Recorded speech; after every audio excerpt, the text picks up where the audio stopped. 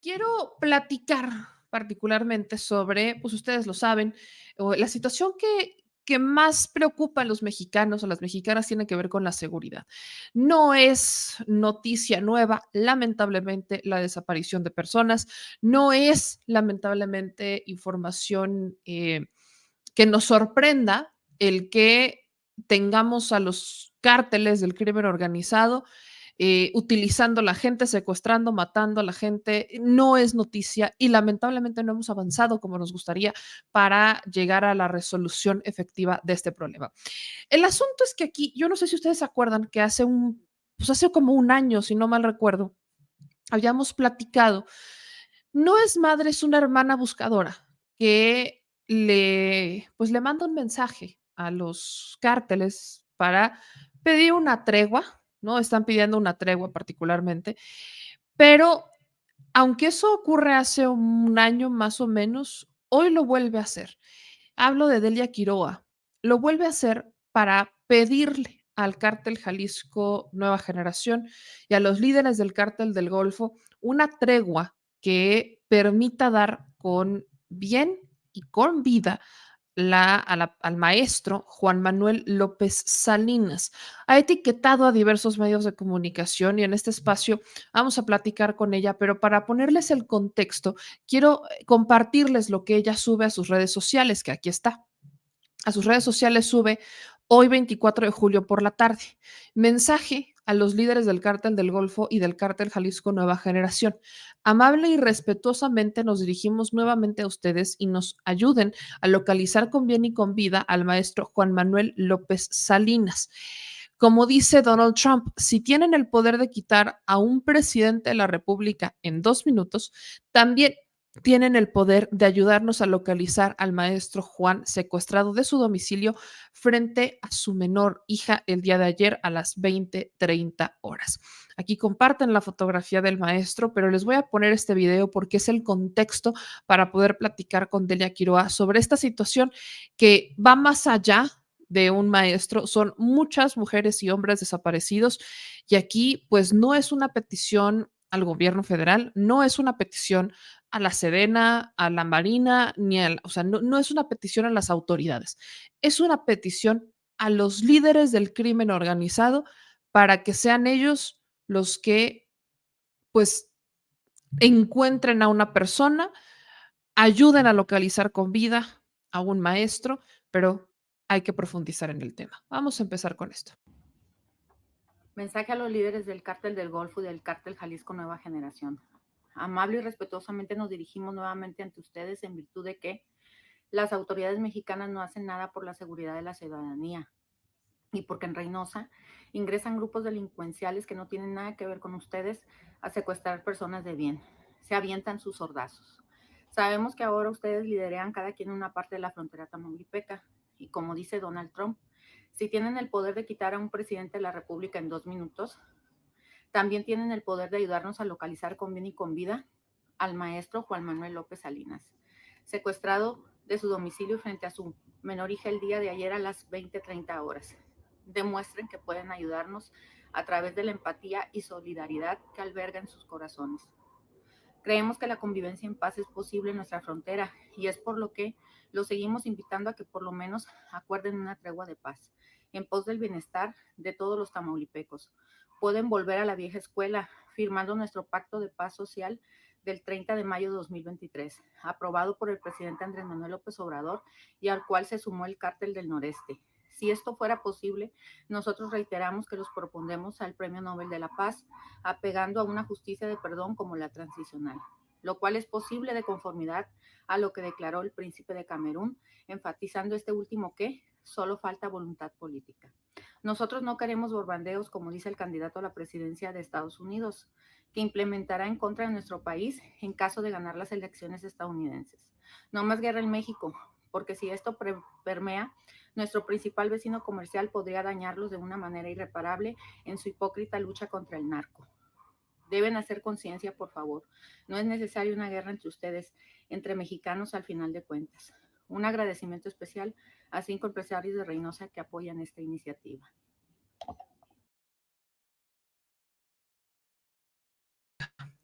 Pues ese es uno de los mensajes que comparte Delia Quiroga en sus redes sociales y vamos a platicar con ella porque como ustedes lo escucharon, no es la primera vez que proponen a los cárteles, particularmente a los cárteles del crimen organizado, para el Premio Nobel de la Paz. Aquí el mensaje es, no confiamos en las autoridades y queremos profundizar con esto. Así que le agradezco muchísimo a Delia Quiroga, que es abogada, activista y en este caso hermana buscadora en Tamaulipas. Delia, te agradezco muchísimo que te conectaras con nosotros. Muy buenas noches, ¿cómo estás? Hola, muy buenas noches, me Matías, a tu auditorio. Pues aquí estamos preocupadas, estamos angustiadas por el paradero del maestro Juan Manuel y pues estamos tratando de hacer lo que esté en nuestras manos para sensibilizar a quienes se lo llevaron y a quienes controlan los territorios realmente en la frontera de Tamaulipas y puedan ellos hablar, acordar y lo liberen. Quiero regresar un poco a los antecedentes para que la audiencia conozca un poco más de lo que has estado haciendo, porque ahora eres abogada, pero ha sido un camino muy largo el que has tenido que recorrer en la búsqueda de tu hermano. ¿Qué es lo que ha pasado? ¿Cuál es tu historia, Delia? ¿Cómo te involucras en todo esto de la búsqueda de personas? En este caso, pues de un familiar tuyo que eventualmente te hace activista y hasta abogada. Sí, pues de hecho yo iba a ser ingeniero en mecatrónica, estaba estudiando en la UTTN de Reynosa, Tamaulipas, y pues derivado del secuestro y desaparición forzada de mi hermano, pues me vi obligada a estudiar derecho. Gracias a Dios pues le pude entender, le agarré la onda y pues lo empecé a implementar en favor del colectivo y para ayudar personas que así no lo solicitan. Durante estos 10 años de lucha hemos batallado más con las autoridades. O sea, hemos visto que lo que sucede, lo que pasa, es consecuencia de la omisión y la negligencia de nuestras autoridades, de la mayoría. Entonces es una tortura y una lucha interminable, porque quien debería de protegernos, quien debería de hacer algo para buscar a nuestros familiares, de prevenir el secuestro y las desapariciones, no lo hace. Se echan la bolita unos a otros y nadie agarra la responsabilidad y trata de hacer algo. Entonces es por eso que nosotros, por primera vez en un hecho inédito, en 2021, pedimos permiso al grupo que opera en Matamoros para entrar a la Bartolina. Y ya de ahí, el año pasado hicimos un pacto de paz social y los invitamos a unirse. El presidente López Obrador en su mañanera lo apoyó, dijo que eso estaría bien y y después salió un video del Cártel del Noreste donde dice que se unen a ese pacto de paz. Hubo cierta confusión en quién lo lanzó, quién lo hizo, pero fuimos nosotros. Entonces, que al final de cuentas eso no importa, ¿no? Porque a toda la sociedad nos conviene que el país esté pacificado, porque, por ejemplo, tenemos las amenazas de Donald Trump, ¿no? Ah, yo voy a ir a borbandear a los carteles si gano las elecciones.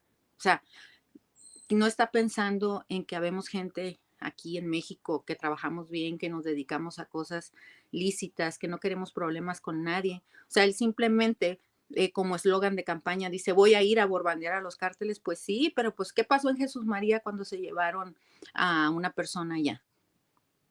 Llegaron aviones de combate de guerra e hicieron un matazón, dejaron muchas víctimas, un niño estuvo en el hospital con balazos en la espalda. O sea, las víctimas colaterales de eso, ¿qué? ¿Quién va a responder? Y yo digo, es una lucha hipócrita de Estados Unidos. ¿Por qué? Porque sí se llevan a los líderes, se llevan el dinero. Y las víctimas, ¿quién les repara el daño? ¿Quién ve por ellas? Y México no debe de permitir eso. México no debe de permitir que todo el dinero se vaya para allá. O sea, sí hay víctimas en Estados Unidos, pero también allá pues compran la droga, la piden, la consumen. Entonces es un problema de salud pública que ellos tienen allá. Si no la compran, pues no la llevan. Entonces, son muchas cuestiones que nos vienen a afectar a nosotros porque aquí en México siempre ponemos los muertos, los secuestrados y los desaparecidos. Deli, ahorita estás tocando un tema muy importante que es allá es donde la consumen, allá es donde la compran. Y creo que siempre hemos abogado al tema de cómo es posible que en Estados Unidos siempre le quieran mandar la bolita a México como si ellos no tuvieran parte de la solución en sus manos, que es hagan algo para evitar la demanda, para evitar que se siga la compra, porque eventualmente eso ayudaría a que aquí vayan modificando su manera de actuar los cárteles mexicanos, que son los que la venden en Estados Unidos. Cuando estamos hablando del gobierno, escucho que al menos en esta parte coincides en ciertas cosas que ha dicho el presidente Andrés Manuel López Obrador respecto a la guerra del crimen organizado, que sí, que no, para dónde, y refiriéndose mucho a los discursos de Donald Trump. Pero, ¿qué es lo que ha pasado con el gobierno? Porque si bien no es algo que haya ocasionado esta administración, es algo que le tocaba resolver y para muchos ha sido insuficiente. En materia de desaparecidos, ¿qué es lo que tú como abogada activista y víctima también te ha tocado ver en estos años? ¿Ha habido una diferencia comparado con administraciones pasadas? ¿Qué ha pasado? Pues mira, yo he visto que el gobierno tiene miedo a las reparaciones del daño por desaparición forzada, que son violaciones a derechos humanos. El límite de la reparación del daño no existe, no hay un límite, depende del caso en concreto. En el caso de un delito como el secuestro, ahorita actualmente puede ser de hasta 1.800.000. Entonces, imagínate, tantas víctimas que están en esa situación, que el Estado no hace nada y que la ley de víctimas dice que cuando no se hace justicia, no se da con los responsables, el Estado mexicano tiene la obligación de repararles el daño, pues tienen miedo porque no les va a alcanzar el dinero, Sí, no es no va a muchísimo dinero. alcanzar. Entonces, es por eso que se les ha dicho, inclusive el maestro Jaime Rochín, que era el comisionado nacional de víctimas anteriormente, apegaba a una justicia transicional. ¿Por qué? Porque tenemos que entender que el problema es tan grande que no lo vamos a poder resolver tan fácilmente. Y no vamos a poder encontrar a todas las víctimas si los que se los llevaron no hablan con nosotros. Y tampoco se va a poder si el gobierno no hace un centro de resguardo de restos nacional y no fortalece el Banco Nacional de Datos Forenses que ya está prosperando en la Fiscalía General de la República. Entonces, también, por otro lado, tenemos una comisionada de búsqueda que no cuenta con el perfil para desempeñar ese cargo. Entonces, y nos dicen, no, es que ustedes algo tienen en contra de la señora. ¿Qué les duele? Me dicen a mí en un informe de amparo que qué me duele, que qué me pesa que la señora sea la titular, que me espere a que cometa un error para poder ampararnos. Yo digo que ya no estamos para perder el tiempo. Entonces, mucho de este gobierno del presidente Andrés Manuel López Obrador ha ignorado el problema porque saben que la solución no va a ser fácil y que mucha gente no va a entender que tiene que perdonar para encontrar a sus seres queridos y seguir adelante. Porque es difícil, es algo que va contra tu naturaleza perdonar a quien se llevó a tu hijo, a quien se llevó a tu familiar. Pero más sin embargo, yo, en la experiencia que tengo y los años que llevamos en esta lucha, no va a haber de otra. Tarde que temprano vamos a tener que aceptar esa justicia transicional. Entonces, ¿para qué esperarnos? ¿Por qué no el gobierno empieza a implementar acciones para empezar a concientizar a las víctimas, a las familias, de que esa es una de las mejores opciones? Si lo que en realidad nosotros como familiares queremos es a nuestro familiar, nos tenemos que olvidar de una reparación del daño económico. Y créeme que la mayoría de las víctimas están de acuerdo.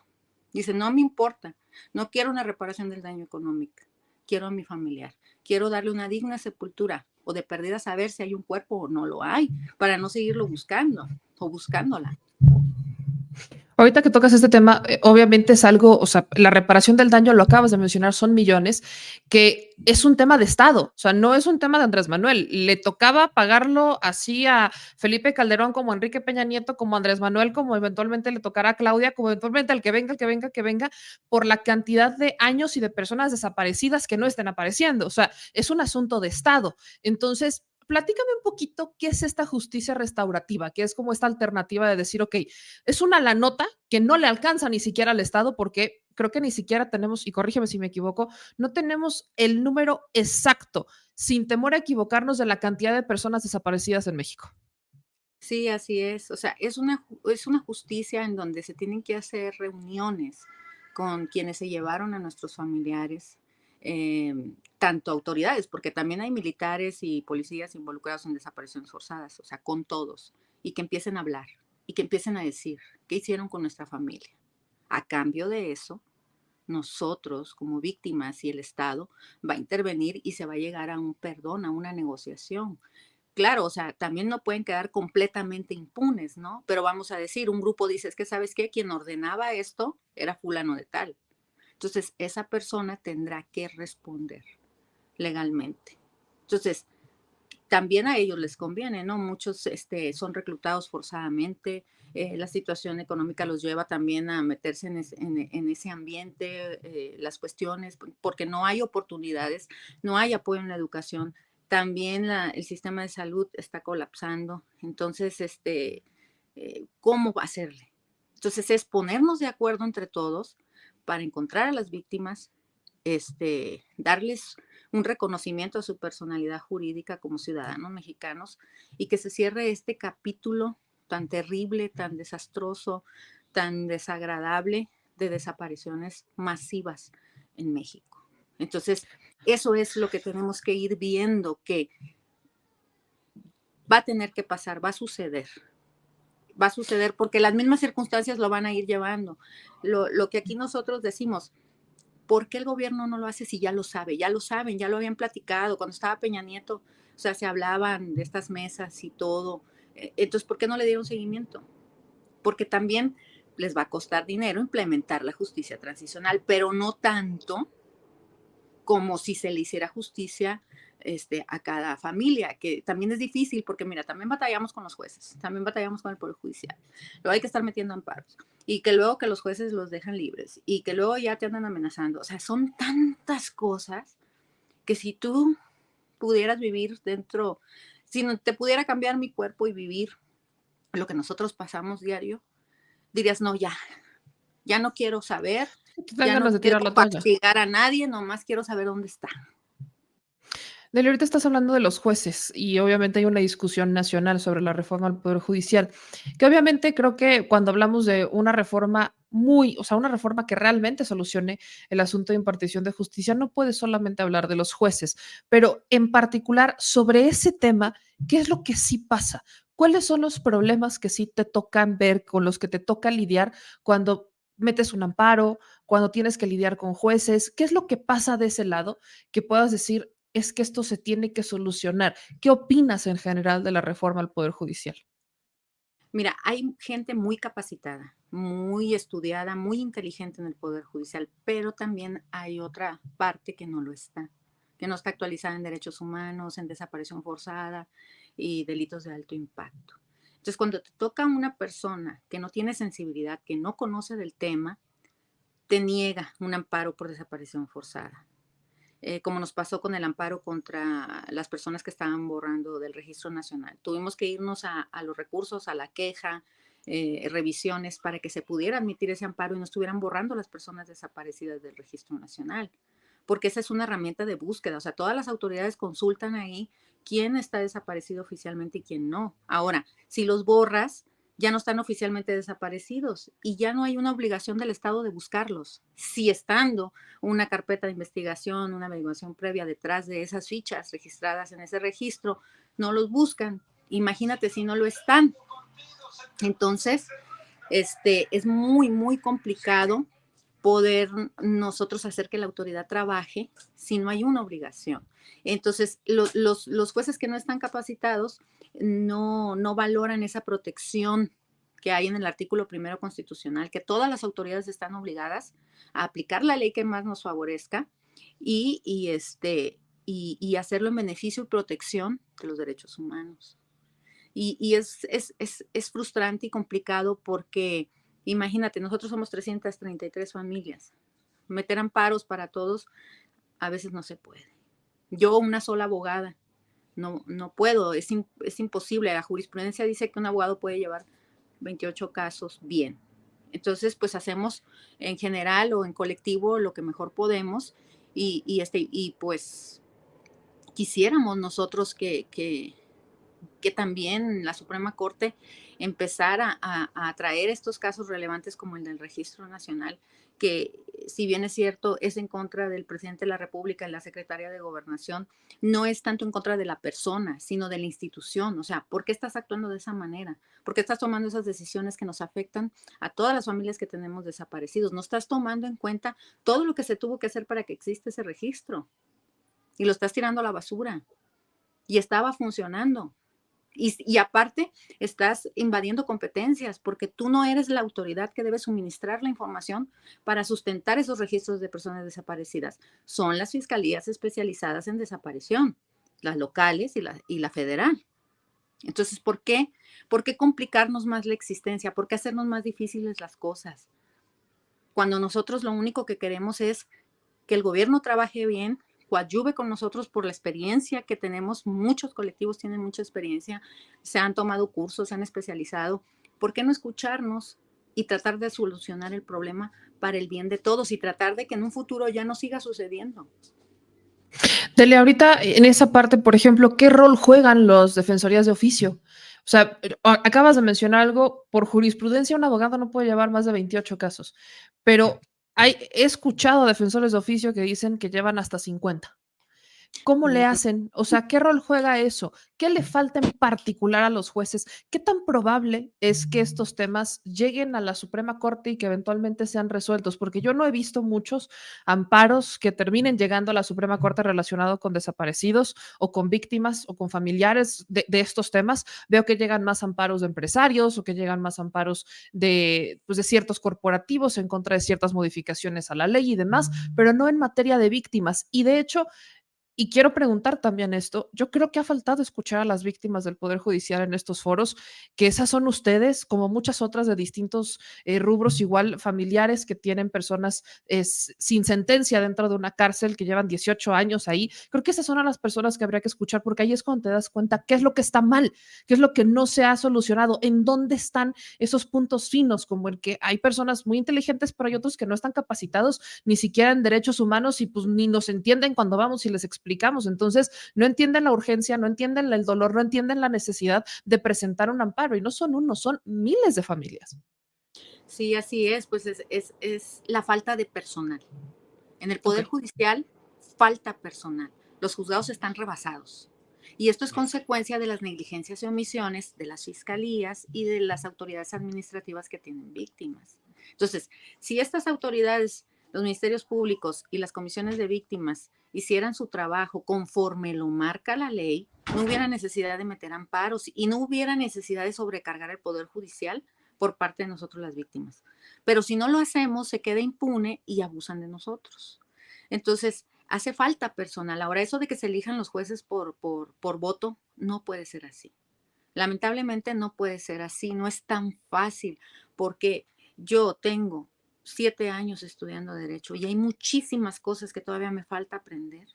Ahora, imagínate a alguien que no se dedique al derecho, que no sea abogado, que no conozca, que no entienda. ¿Tú crees que va a poder desempeñar una función de juez?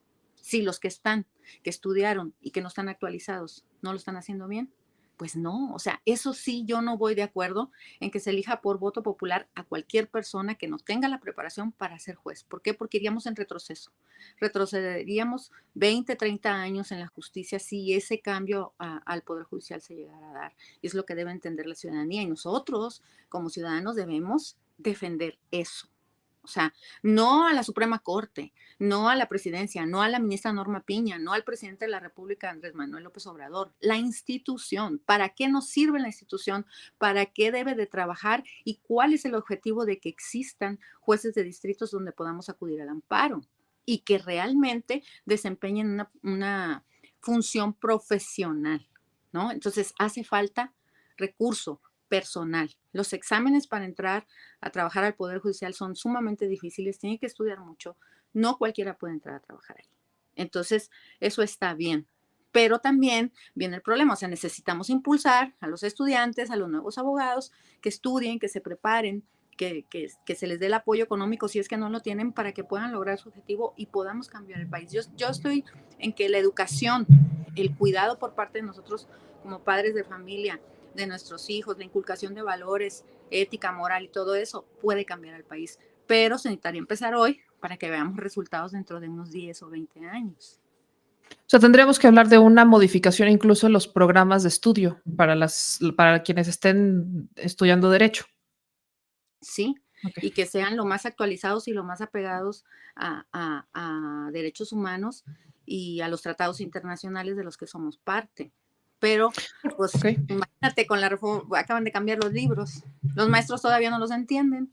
Y eso es en la primaria. Es que sí, o sea, hablamos de algo que es progresivo, o sea, es algo que no vas a solucionar ahorita, es algo que se soluciona con el paso de los años, es, digamos, a largo plazo. Sobre todo estamos hablando de las nuevas generaciones de abogados a los que les tendrías que modificar los planes para ya meterles estas actualizaciones de lo que en realidad les va a tocar lidiar allá afuera cuando les toque ejercer. Cuando les toque ejercer, sobre todo entendiendo que bueno, en esta parte de la reforma sí plantea que se elijan abogados, o sea, sí cumplir con estos requisitos, que sean abogados, pero aquí la duda es qué tanta experiencia debe tener un abogado. Puede ser un recién egresado o puede ser un abogado con mucha experiencia. Volvemos al punto. Hay algunos que ni siquiera tienen las actualizaciones para lidiar con estos temas. Quiero pasar al asunto del crimen organizado, Delia.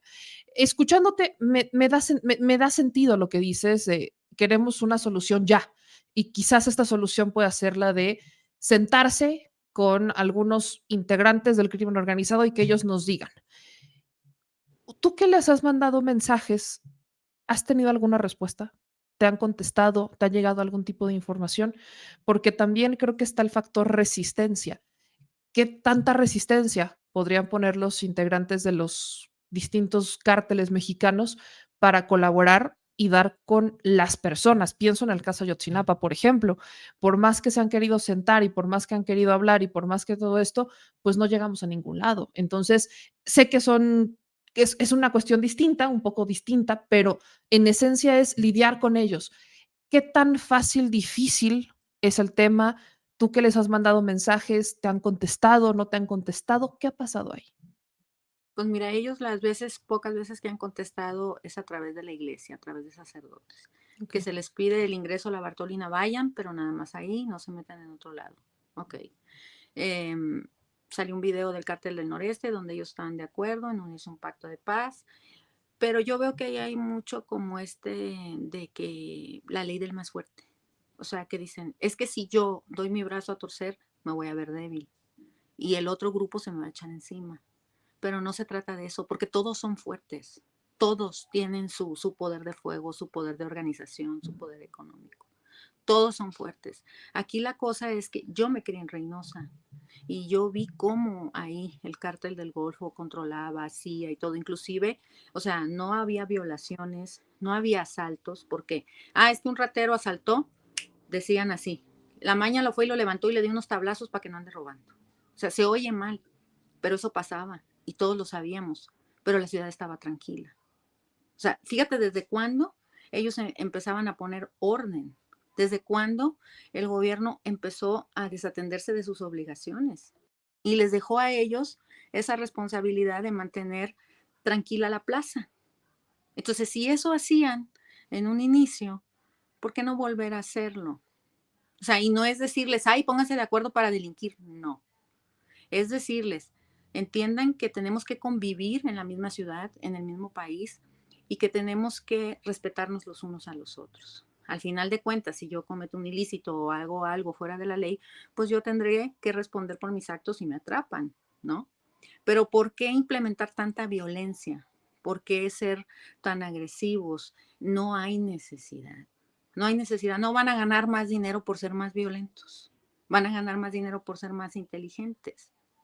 Entonces, yo creo que deberían hablar entre ellos y pactar eso. O sea, la menos violencia posible, lo menos que se puedan meter con los ciudadanos normales, eso sería una solución.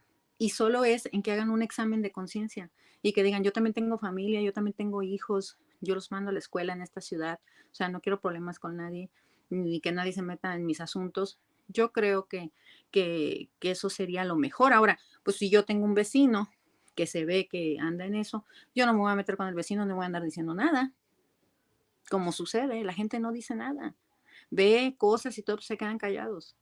Entonces ellos saben que tienen el respeto de la gente.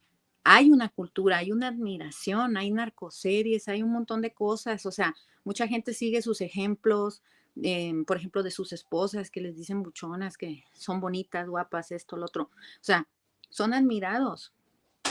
Entonces, ¿por qué ser tan agresivos? ¿Por qué esos enfrentamientos entre ellos? O sea, ¿por qué se matan entre ellos si son mexicanos? O sea, que no entienden que los están utilizando también. O sea, que no permitan que los utilicen.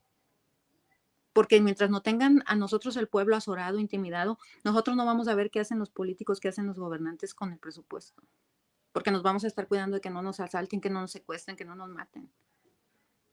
Entonces, yo siento que también el mismo gobierno los utiliza y los hacen que se peleen entre ellos y aparte nos controlan a nosotros con el miedo que eso genera.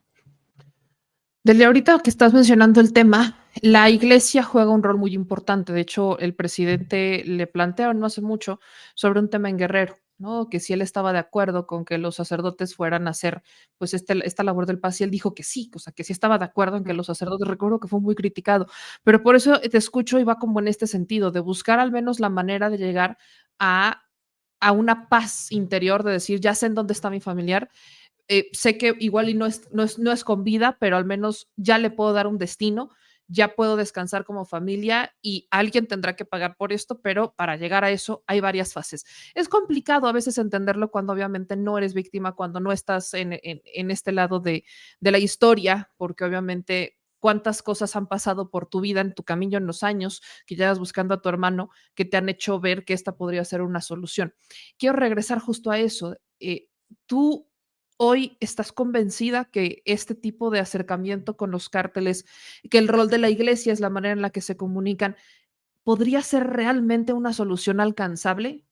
Y Sí. por eso lo menciono, porque están en una lucha de cárteles. O sea, el caso de Guerrero, digo, no sé en Tamaulipas cómo sea, ahorita me lo dirás, pero el caso de Guerrero, pues había dos cárteles que sí querían, pero uno que no, porque no quería verse débil. Entonces, es esta lucha de poder entre distintos grupos, entre los que tienen más tiempo en contra de los que van naciendo, pero que son más sanguinarios porque quieren agarrar más territorio. O sea, es una constante lucha. Por eso te pregunto, ¿realmente podría ser una solución o es un asunto imposible? No, yo creo que sí. Mira, es un ejemplo, o sea, Osiel Cárdenas era muy admirado en Tamaulipas, porque él hacía obras de caridad. Él hacía eventos del Día de la Madre, regalaba cobijas, regalaba estufa, o sea, cosas de primera necesidad para la gente. El Día del Niño igual. Pues la gente lo quería mucho y iban a sus eventos. Entonces, ¿por qué no mejor ayudar a los más pobres, a los más necesitados, en vez de comprar armas para estarse matando? ¿Por qué no utilizar ese dinero, a lo mejor mal habido por lo del tráfico de drogas, pero para hacer una mejora en tu comunidad? Para ver a los niños tranquilos, que las mamás, pues, ¿verdad? Les puedan hacer un taco ahí, no sé. O sea, hay muchas maneras en que ese dinero que están malgastando en una guerra, que aparte está perdiéndose muchísimas vidas, pueda ser utilizado para bien, aunque se oiga mal. Pero yo creo que, o sea, eso es un examen de conciencia. O sea, yo como líder de tal cartel, ¿sabes qué? Creo que ya basta de violencia. A ver, vamos a buscar, vamos a platicar por el bien de todos, vamos a hacer esto. Y con la amenaza de Donald Trump de borbandearnos, o sea, eso es de ponérsele atención. Porque a lo mejor dicen, ay, no, no va, a lo mejor pasa, a lo mejor no pasa, pero es que Donald Trump es una persona muy radical y que yo pienso que es capaz de hacer algo así. Entonces, otra vez nos vamos a quedar nosotros aquí con los muertos, con las víctimas, con los huérfanos, con las viudas, con las madres que no se les puede dar un nombre cuando les matan o les desaparecen un hijo. ¿Por qué? Porque nosotros tenemos que ser siempre el basurero de Estados Unidos, cuando la responsabilidad es conjunta. Pues bien lo dices, es una situación complicada, pero hay una propuesta. Quiero aterrizar a lo que pasa hoy, la desaparición de este maestro. ¿Qué es lo que saben, Delia? ¿Qué saben en particular de él? ¿Algún motivo por el cual lo secuestraran? ¿Qué es lo que pasa? Y el contexto de Tamaulipas también. Américo Villarreal llega al gobierno, si bien él no es el que provoca la violencia, pues es ahora el que le toca resolver. Entonces, ¿qué ha pasado con el gobierno y en particular la situación del maestro?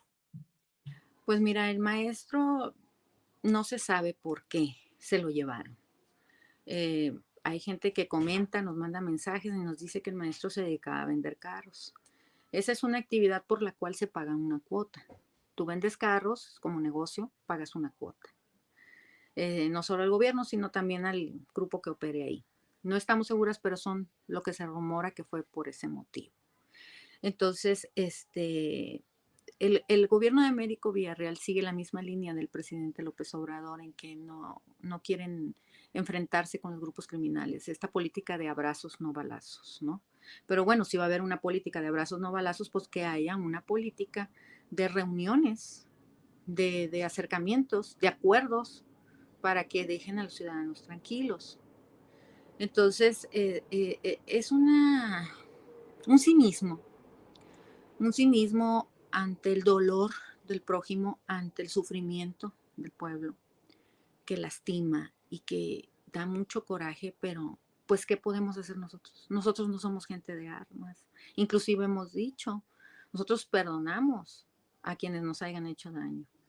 Entonces, el gobierno es el más beneficiado siempre de las guerras, de las matanzas, de las luchas entre estos grupos. Y el pueblo es el que la lleva más. Somos los más desprotegidos. Y luego ahora también los medios de comunicación que dicen que porque estamos en contra, que están en contra los medios de comunicación del poder actual y no es así. O sea, hay medios que transmiten y que apoyan a las víctimas y dicen lo que está sucediendo, pero que te dicen, es que eres un chairo, es que estás en contra del presidente. No, o sea, hay un problema, hay que resolverlo, escúchame, ponme atención, por favor. O sea, te lo estoy diciendo en buena onda, no es contra ti el problema, pero sí te toca resolverlo porque para eso pagamos impuestos. Entonces, ¿para qué queremos un gobierno si no va a atender estos problemas? ¿Tendremos que tomar la justicia por propia mano?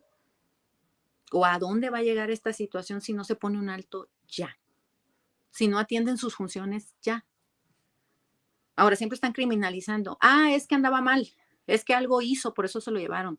Pues aunque algo haya hecho, tiene que pagar por lo que hizo. Además, todos somos inocentes hasta que se demuestre lo contrario y tenemos derecho de audiencia, a ser oídos y vencidos en un juicio. Entonces, por eso hay autoridades, por eso hay ministerios públicos, por eso hay jueces, para que si alguien te acusa, tú vayas y respondas. Y en caso de que se te compruebe que cometiste un ilícito, pues pagues las consecuencias. Y eso es lo que el gobierno no está haciendo.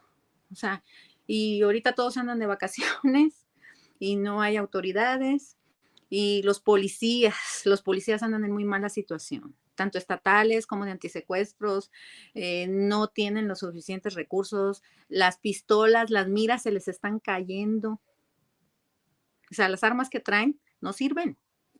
Digo porque yo lo vi, la custodia que me ponen a mí, no sirven las miras. Hace 3 meses les pedí que les cambiaran las pistolas y no lo han hecho. Entonces, ¿qué me queda?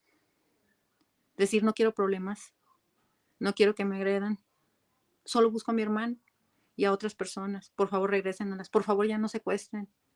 O sea, es más, hemos estado pensando poner unos contenedores para poner dinero y darles dinero y que dejen de secuestrar. O sea, si lo que quieren es dinero, se les puede dar dinero para que dejen de hacer eso. Que se ponga de acuerdo la sociedad civil, pero que ya no estén haciendo eso. No es necesario. Una vida no tiene precio. Y el daño que vas a causar a la familia nunca se va a poder reparar. Nunca vas a poder regresar a la gente al estado antes de que le hiciste el daño. Entonces, queremos que entiendan esa situación. Que por favor aprendamos a convivir entre nosotros en paz y con respeto. Pues Delia, yo te agradezco mucho. Este espacio está abierto para hacer eco, para hacer visibilización, para escuchar otro contexto, porque justo ahorita lo que estabas diciendo es muy difícil a veces entender de lo que estás hablando cuando no te metes, cuando no eres víctima, cuando no es a ti al que le desaparecieron a un familiar, cuando no es, cuando tú no estás en una zona donde a cada rato están las balaceras. O sea, creo que es complicado a veces entenderlo y también es parte de la naturaleza humana. Creo que también lo mencionabas, estamos muy apáticos ni siquiera entre vecinos. Antes era muy normal saludarse entre vecinos. Hoy ya los vecinos hasta se voltean y ya mejor no te conozco, yo hago mis cosas y si a ti te está pasando algo, pues que te vaya bien. Yo no, así te estén violando, matando, yo me volteo para otro lado y lamentablemente no llegamos a escuchar. Creo que dentro de las diferencias hay que escuchar las alternativas, pero sobre todo escuchar las personas que están en medio, llamémosle en el ojo del huracán de esta situación, que son los desaparecidos. Entonces, yo te agradezco mucho y este espacio está abierto para hacer esta visibilización también desde las redes sociales y espero pronto aparezca el profesor, pero también tu hermano y ojalá todas las personas que lamentablemente han dejado un vacío en sus familias, no, pues en todo México y vaya, incontables los números. Muchas gracias, Mema. Te agradezco a ti, tu espacio, que nos hayas abierto a que nos escuche tu auditorio y pues muchas gracias. Un abrazo. Te mando un abrazo muy fuerte, muy buenas noches. Muchas gracias. Buenas noches. Pues ahí lo tienen. Es una situación complicada, lo digo de esta manera, es complicado.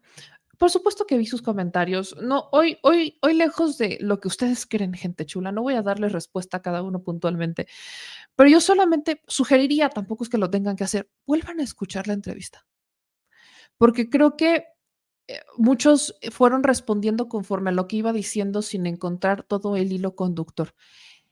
Por ejemplo, veía un comentario en donde decían que es que no entiende lo que es desatar una guerra contra el narco. Es que ella está totalmente en contra de la guerra contra el narco. Ella justamente está diciendo que esa guerra, o sea, México vive una guerra y que eso no ha servido para nada.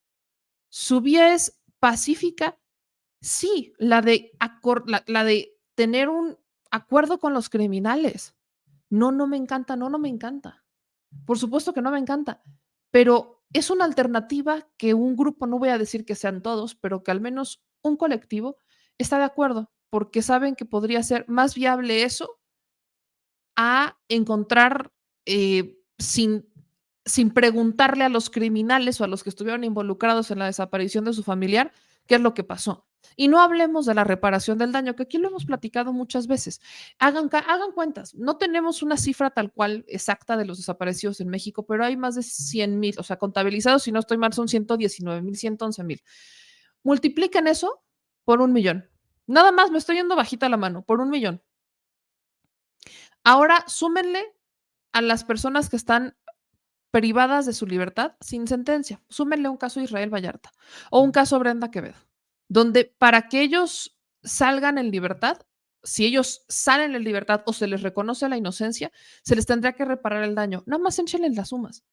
O sea, sean miles de millones de pesos los que se tendrían que dar en reparación del daño. Y no es que México no los tenga, pero es no hacer, por ejemplo, un tren Maya para poder dar reparaciones y ni siquiera así creo que alcance, ni siquiera creo que así alcance. La alternativa que ponen sobre la mesa es pactar con el crimen organizado para que si alguien tiene que pagar, pero digamos que los de menor rango, que no tuvieron que ver, o sea, que no fue una instrucción suya, sino que fueron a los que mandaron a desaparecer, tengan esta alternativa de hacer pactos para que terminen entregando a los líderes y que ellos sean los que paguen por, pues, por haber desaparecido a una persona o varias. Similar un poco a lo que pasó en Colombia hace muchos años, cuando se hace un pacto con que salió mal, por cierto, ese no es el mejor ejemplo, cuando el gobierno colombiano pacta con ciertos grupos para quitarles las armas para que dejen de ser criminales o ser considerados criminales, sobre todo pensando, por ejemplo, en los campesinos a los que obligaban a sembrar droga. Entonces, esa estrategia, no recuerdo ahorita el nombre, igual ahorita te acuerdas, el productor se acuerda cómo se llamaba esa estrategia, fue una estrategia del gobierno colombiano para pactar con ciertos grupos en un pro de eliminar los cárteles, en un pro de eliminar los delincuentes, la violencia y demás. Y ahí el error en esa estrategia es que quienes entraron en el pacto no eran los campesinos, no eran los, llamémosle soldados rasos del cártel, no eran las manos operativas del cártel, los que no decidían al final del día, sino a los que les ordenaban, no eran ellos, sino que los que entraron pues en esa negociación fueron los capos, fueron los criminales, los que daban instrucciones. Entonces no se llegó eventualmente a nada porque ya no solamente estaban en un proceso de negociación o de paz, sino que estaban protegidos los que daban órdenes y aquellos que eran pues sus operadores estaban en libertad cometiendo delitos, pero ahora ya no podían tocar al narco mayor o al criminal mayor porque ellos ya estaban pactados con el gobierno y estaban como perdonados. Esa es una experiencia que se intentó en Colombia y no funcionó por eso, pero no sabemos si aquí en México. El propio presidente Andrés Manuel López Obrador ha dicho que él está de acuerdo en que la iglesia tenga un acercamiento con los cárteles para que haya paz, ¿no? Como estos acuerdos de paz, que tampoco funcionan al 100%, porque lo que platicábamos con Delia, lo que pasó en Guerrero, en Chilpancingo, pues al final es que terminaron unos dos sí querían, pero otro no, y si no estaban los tres de acuerdo, entonces no había pacto, porque ibas a tener a uno que se iba a aprovechar del pacto, de la paz en otros dos para comerse el mandado de los demás. Entonces no iba a funcionar. Por eso la pregunta es, ¿realmente es posible? ¿O es una situación en donde son luchas constantes de poder y esas luchas constantes de poder son las que lamentablemente hacen complicado que estas cosas pasen? Porque algo tiene mucha razón Delia, los que se quedan en medio muchas veces son inocentes. Y hay otra cosa que también dijo que no nos gusta escuchar, pero pues sí, hay una cierta cultura de adoración a los narcotraficantes. Lo ha dicho el propio presidente Andrés Manuel López Obrador. Por eso les digo que vale la pena que escuchemos. Hay cosas en las que obviamente no vamos a estar de acuerdo, pero es la propia naturaleza de no estar metidos en el tema. Pero vaya, el propio presidente ha señalado cómo la narcocultura, cómo es que hoy hay morritos que quieren ser narcotraficantes porque su mamá o su papá estaban viendo la serie del Señor de los Cielos y creen que van a terminar siendo como el Señor de los Cielos de la serie, que van a ser poderosos, guapos, con un montón de mujeres y que van a tener música y billetes y una vida llena de adrenalina, que hasta se van a revivir de la muerte. O sea, de verdad lo compran y son chiquitos. Esas son series que no deberían de consumir los niños, pero se las están dando. ¿Y qué haces, por ejemplo, en zonas donde operan los chapitos o donde opera el mencho, que son, para que ellos se cuiden, terminan cuidando a toda la comunidad? Pues tontos no son, les construyen lo que el gobierno no les construye y luego el gobierno, como ya sabe lo que pasa, ni siquiera entra a esos lugares. Se quejaban mucho de que el presidente López Obrador va a Badiraguato. Pues en Badiraguato, quienes antes, y corrígeme si me equivoco, pero quienes construían en Badiraguato pues eran los chapos, todo el cártel de Sinaloa, escuelas, iglesias, caminos. Y no veías al gobierno entrar a Badiraguato, pero ni de broma. Entonces, la gente de Badiraguato y de la zona alrededor, ¿con quién va a estar agradecida? ¿Con el que les hace las obras o con el que tiene la obligación pero no las hace? Cuando entra Andrés Manuel a Badiraguato, entra con un mensaje de decir, yo no voy a desatender mi obligación como Estado de hacer caminos, conectar carreteras, hacer escuelas, hacer iglesias, o sea, no, bueno, iglesias no, o sea, hacer escuelas, hacer centros de salud. Esa es mi obligación como Estado. Y si yo como Estado entro y construyo, entonces la ciudadanía ya no voltea a ver al líder criminal como el único que le soluciona los problemas. Voltea a ver y dice, no es que el Estado lo está haciendo. Es una cuestión de lealtad. Imagínense en las zonas de primera necesidad, donde no hay caminos, donde no hay agua, donde no hay servicios básicos. ¿Quiénes son los que van y conectan? Si son zonas del crimen organizado, si son zonas importantes, son ellos, porque eventualmente cuidan a la comunidad. ¿Se acuerdan lo que pasó? Si no estoy mal, fue en Tasco, donde los policías que te detienen al que te roba o al que secuestra, no es la policía municipal, es el crimen organizado. O sea, son los narcos los que asumen funciones de la policía municipal para que toda la ciudadanía los proteja y ellos puedan cometer delitos del fuero federal. O sea, te solucionan los delitos del fuero común porque esos no les interesan y como te están solucionando un problema inmediato, entonces tú volteas y los proteges cuando ellos están cometiendo delitos del fuero federal. Y las autoridades responsables no pueden ni entrar y como no pueden entrar porque es complicado, entonces se lavan las manos y se van a hacer otras cosas, lejos de buscar la manera de entrar y sacarlos. Es una situación que ha pasado por años, no podemos voltear y decir no existe. Es un problema que ahí está. Por eso, sí, sí, sí, sí, desde los 80, desde esta época del Señor de los Cielos, el de verdad. Ahí está Ernesto Fonseca, ahí sí. están, ¿cómo se llama? Carrillo. Sí, pues el Señor de los Cielos, de verdad, del original. O sea, ellos, es una, pues es que no son tontos. ¿Cómo es que se han hecho tan fuertes los cárteles? Yo siempre lo he dicho. Los cárteles se han hecho muy fuertes porque hay una ausencia de gobierno. Y no voy del gobierno federal, voy del gobierno municipal. Por eso es que los narcos están tan metidos. Claro, por eso es que los narcos están tan metidos en las elecciones municipales, porque necesitan tener un control del territorio que ya manejan. y del que quieren manejar. Por eso es que están metidos. Y en medio de todo esto, ¿quién queda? Los ciudadanos. Y si tú te opones, y si te rebelas, y si protestas, y si no te cuadras, te matan y ni se entera tu familia. ¿Y qué pasa si es una zona de tránsito de migrantes? Bueno, tu familia ni siquiera va a saber si desapareciste. O sea, es una situación muy complicada. Por eso es que cuando les digo, estos son temas que podemos tener una opinión, claro que la tenemos, pero creo que es muy válido escuchar a aquellos que son las víctimas de este sistema, que son víctimas de un poder judicial también diciendo es que son insuficientes, pero no solamente son insuficientes, sino que no están actualizados, están mal preparados.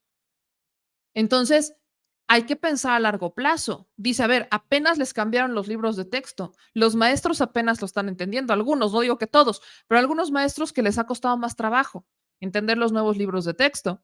¿Eso qué quiere decir? ¿Que está en contra? No, quiere decir que es una estrategia a largo plazo.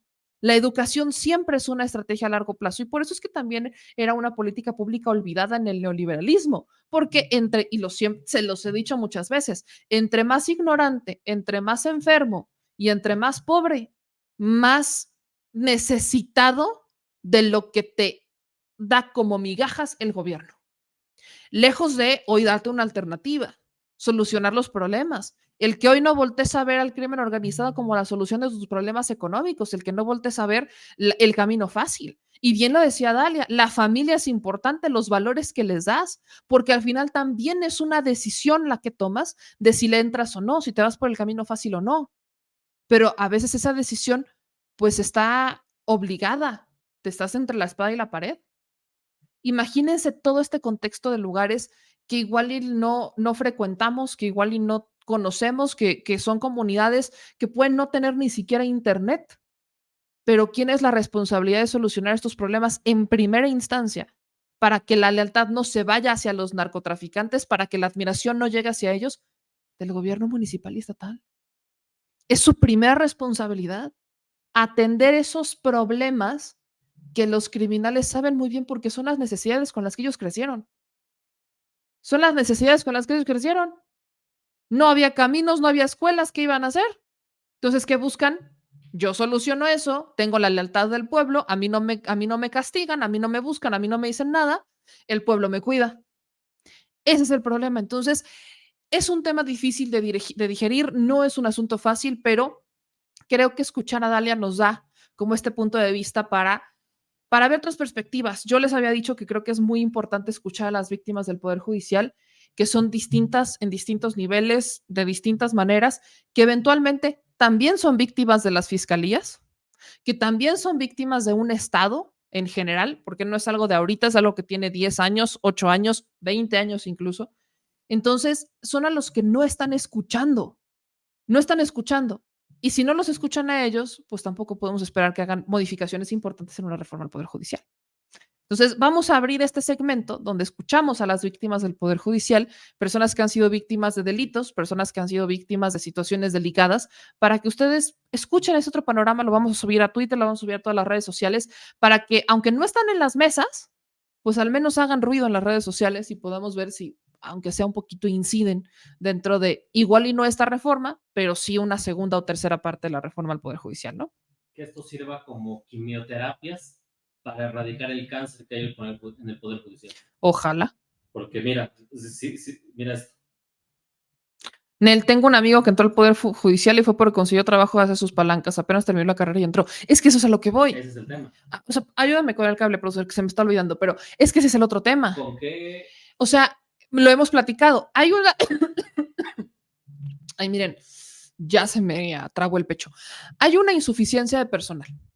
¿Qué pasaría si en el Poder Judicial haces una reestructuración del dinero y en vez de que los ministros de la Suprema Corte te ganen 300,000, 400,000 pesos al mes, te ganen lo justo, lo que les corresponde por ley, etcétera, etcétera, pero que con eso puedas reestructurar y abrir el Poder Judicial a otras personas, que puedas contratar más personas, que puedan empezar su carrera, pero ojo, que no sean parte de la familia, porque esa es otra.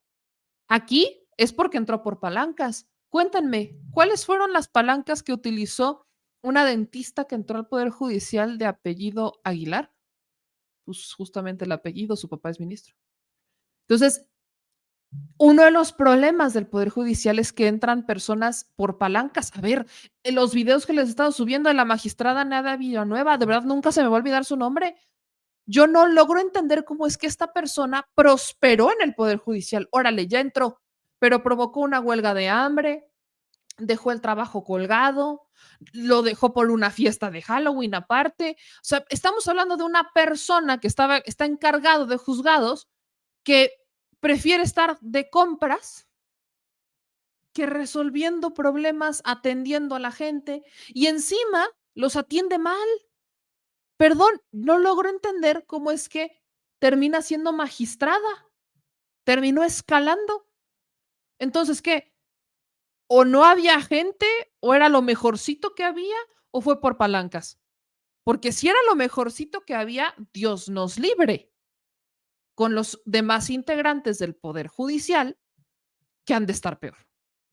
Ese es el problema, que los que han, no, y no digo que sean todos, yo sí creo que debe de haber por ahí algún juez, algún juzgador que haga bien su trabajo. Pero ¿saben qué es lo peor? Y les puedo apostar esto, que si existe, es el que menos probabilidades tiene de escalar en la carrera judicial. Claro. Ese es el otro boleto.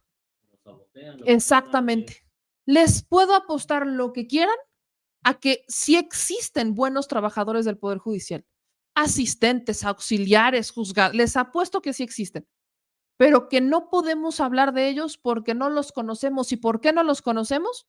Porque son los que menos oportunidades tienen de escalar en la famosa carrera judicial que hoy tanto defienden. no los dejan brillar. Exactamente, no los dejan brillar. Ese es el problema. Entonces, tienes un problema de gente que es, o sea, que no alcanza la gente que tiene, o sea, es insuficiente. Ok. Y luego, pues haz una modificación en los sueldos, haz una modificación en el dinero que entra y entonces, pues ten a otros integrantes del Poder Judicial, contrata gente, contrata abogados. Ahí les va otra. ¿Cuántos abogados, porque yo conozco varios, cuántos abogados ustedes no conocen que entraron súper emocionados a estudiar derecho, se desvivieron en los exámenes, estaban pero emocionadísimos y cuando salieron de la carrera no encontraron trabajo? Y o ahora son Ubers, o pusieron un carrito de comida, o hacen, tienen un emprendimiento, cualquier oficio, porque de abogados no encontraron chamba, porque fueron a tocar las puertas del Poder Judicial y no se las abrieron. ¿Por qué no se las abrieron? Porque no eran cuates familiares de alguien que ya trabajaba allá adentro. Porque no están cuadrados en la justicia que ellos quieren. Ese es otro gran problema. La carrera de Derecho es una de las carreras más saturadas en México. Y es una de las carreras en donde terminas a veces trabajando de otra cosa que no sea en Derecho. Y decepcionado. Y aparte decepcionadísimo porque entraste, muchos de los que entran a estudiar Derecho entran con ganas de hacer justicia, entran con ganas de cambiar el sistema, pero una vez que entran, se enteran que ya están en el sistema y que si lo quieres cambiar tienes que profundizar y estar más metido en el sistema y que a veces ese sistema te come, ese sistema te succiona y al que termina cambiando el sistema no eres tú al sistema, es el sistema a ti. Ese es un tema. Híjole, y aquí me puedo seguir horas hablando de esto. Es un tema tan complejo, pero vamos a intentar meter nuestro granito de arena con distintos testimonios de personas que son víctimas de injusticias para entender cuál sería esa propuesta que ellos le hacen al Poder Judicial desde esa calidad de víctimas que son a quienes nos debemos como medios de comunicación, a la ciudadanía en general, pero sobre todo las autoridades.